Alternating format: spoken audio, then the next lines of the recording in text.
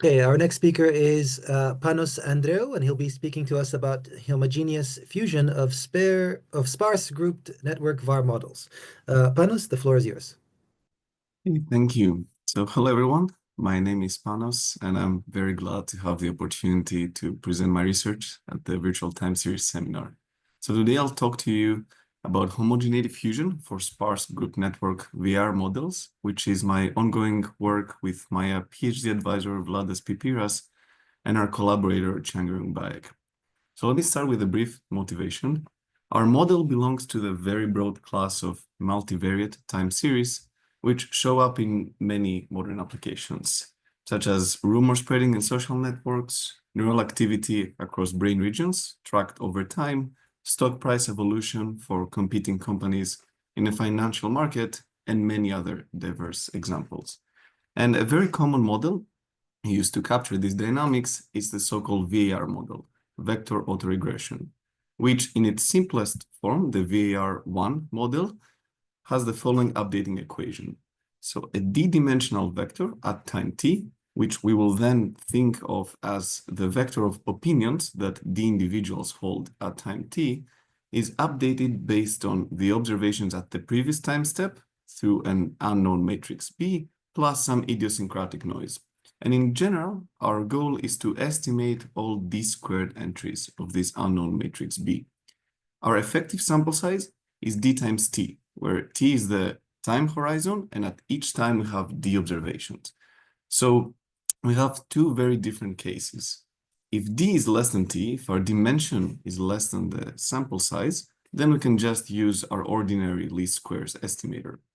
However, if d is greater than t, then OLS is impossible, and what we usually need to do is to assume some structure.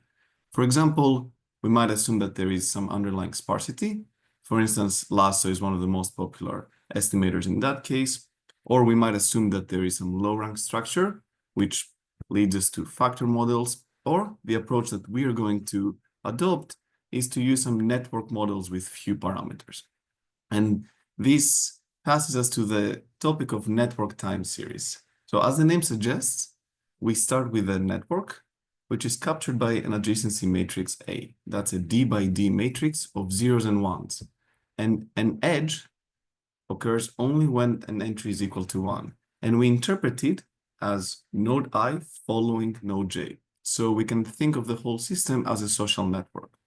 And now the network time series, all we mean by that is that each node has an associated time series evolving on it. So let's see a quick example. We can take a small network of only 3 nodes, where node 1 does not follow any other individual, so its opinion is updated based only on its own opinion on the previous time step. While we can contrast this with node 2 that is being followed by node 3, but node 2 follows node 1. So its own opinion is also affected by node 1's opinion at time t-1, plus, of course, the autoregressive component. And finally, node 3 follows both of them. That's why both nodes 1 and 2 show up in the updating equation. Now, let me just give a very brief overview of the related literature before I jump into our model. So network VAR models were officially introduced in the seminal work of Xuening Zhu et al. From 2017, who modeled temporal dependence with an underlying network structure. And then in 3 subsequent works, the same author, together with some co-authors in 2020, and then 2 works in 2023, incorporated group and community structure in the model. The point being that the original work from 2017 made the simplifying assumption that the nodes are homogeneous, so they share a common coefficient, while in reality, we tend to observe that nodes are clustered into groups or communities. And a common feature of all these papers is that the underlying network is assumed to be observed, while what we want to do is to infer it from the data. And there have been some papers that do that, with 2 main examples consisting of the famous blockbuster algorithm by Gudmundsson and Brownlees, which was developed for the purpose of community detection, and actually the NIRVAR model, which was introduced by Brendan Martin and company, and Brendan actually gave a very nice talk at this exact seminar last year. So moving to our model, we assume that we have an unknown directed network with adjacency matrix A. And further, the node set 1 through D, we assume we have D nodes, is clustered into a collection of K latent groups. Now, we don't know these groups, we want to infer them, but for simplicity, we'll assume that K is a known fixed finite number. And each node I belongs to a group that we will call GI. The updating equation of our model comes from a paper by Xuning Zhu and Zhenqing Fan from 2023 and reads as follows.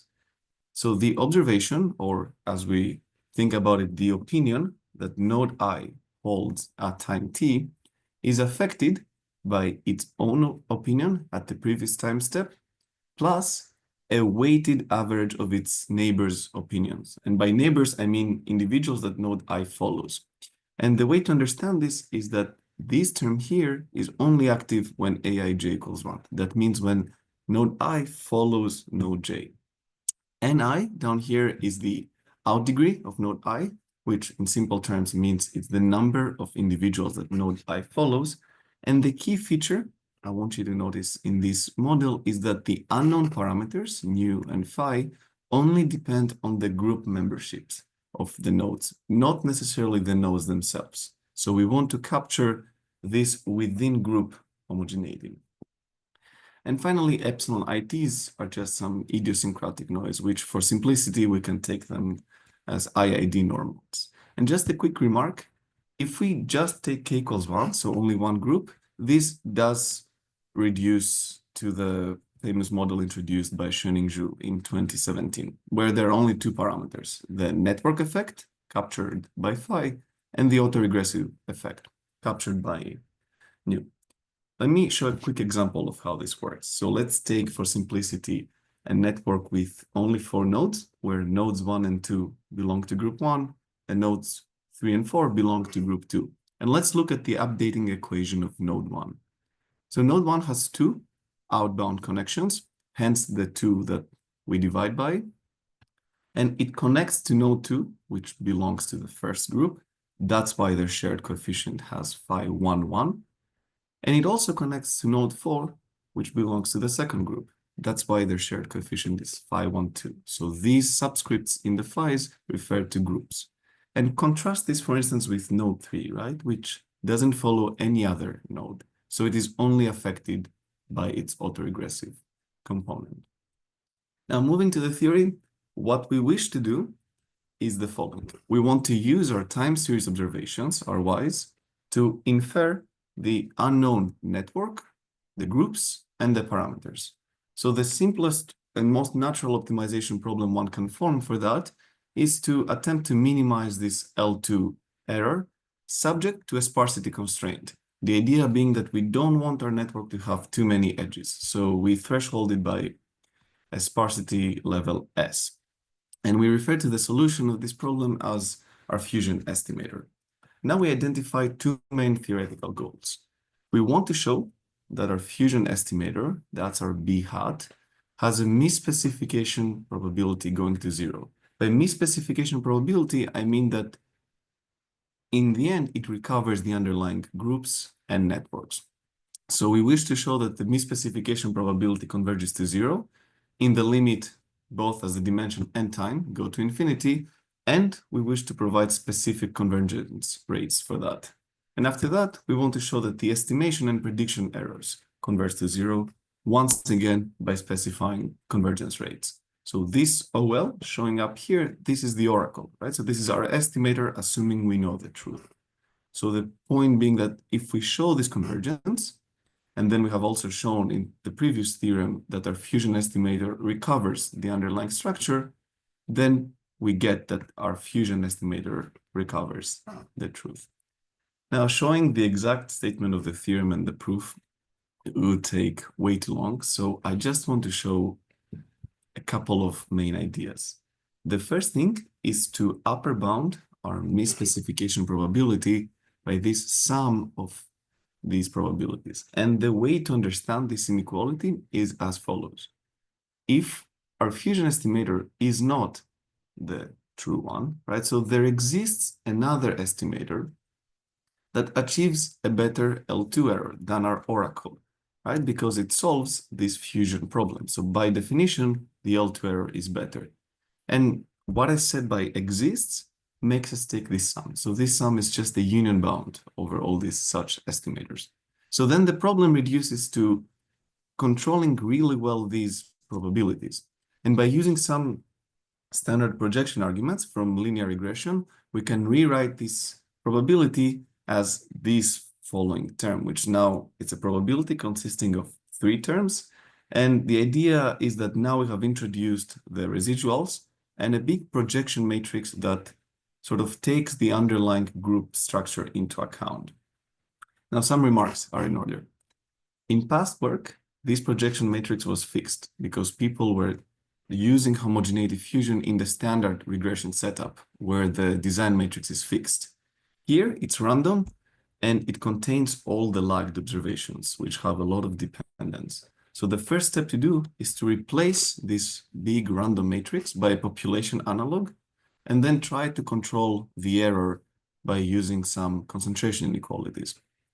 After this is done, one might think that things are easier now, but there's still a fair bit of work to be done because we're left with the vector of residuals epsilon and a matrix containing all of the lag time series values, which are very dependent.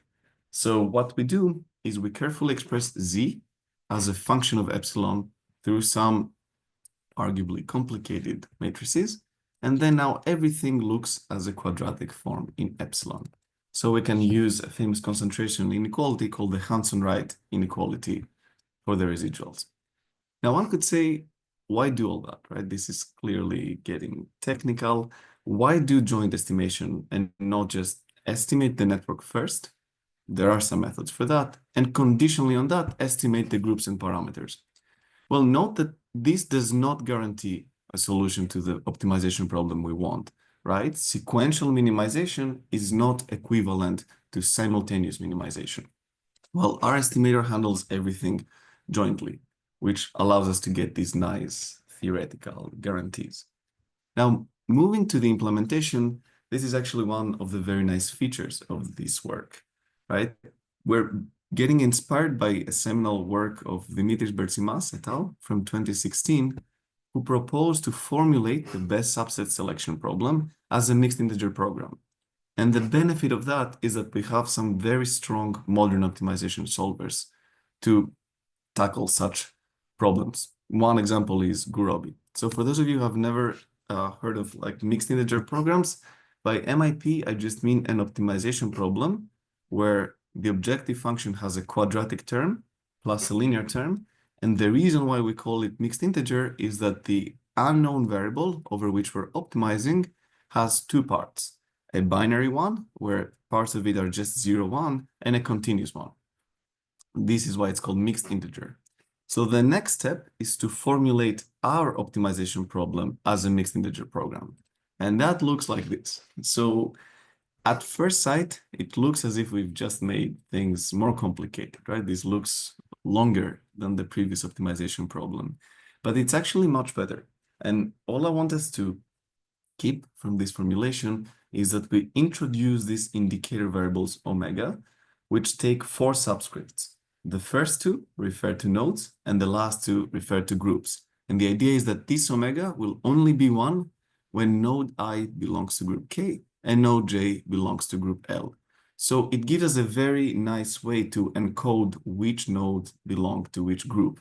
And we can utilize that to then put it into an optimization solver. All is good, and that does correspond to our true optimization problem. But the issue is that in practice, solving this is intractable solely because of the high dimensionality, right? Just for an example, if we have a network with only 100 nodes and 3 groups, that's not a very big network. The previous optimization problem has over 100,000 variables, right? So this becomes infeasible.